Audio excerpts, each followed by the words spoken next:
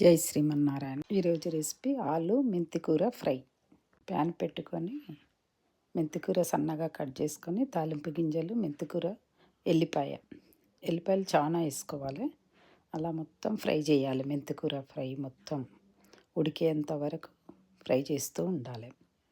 ఆలుని చిన్న ముక్కలు చేసుకొని పక్కకి వేరే ప్యాన్లో ఉడకబెట్టుకోవాలి. నేను ఉడకబెట్టాను చూడండి. మెంతికూర ఉడికేంత వరకు ఫ్రై అవుతూనే ఉండాలి. అది ఫ్రై మంచిగా అవుతుంది. అయ్యాక ఆలు ఉడకబెట్టి పక్కకు పెట్టుకున్నాక అది ఇందులో వేసేసి కలియబెట్టాలి.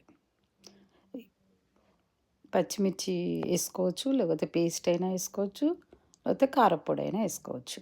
మీ ఇష్టం, ఏదైనా వేయచ్చు. నేను కొంచెం అది వేసాను, కొంచెం ఇది వేసాను, కొంచెం అల్లం వెల్లుల్లి పేస్ట్ అన్నీ వేసేసి ఫ్రై చేయాలి బాగా. తొందరగానే అవుతుంది.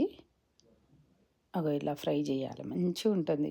పూరికి బాగుంటుంది, చపాతీకి బాగుంటుంది, దోశకి బాగుంటుంది, రైస్లోకి బాగుంటుంది. చేసుకోండి అందరూ, చాలా బాగుంటుంది. జై శ్రీమన్నారాయణ. చూస్తుంటేనే నోరు ఊరుతుంది.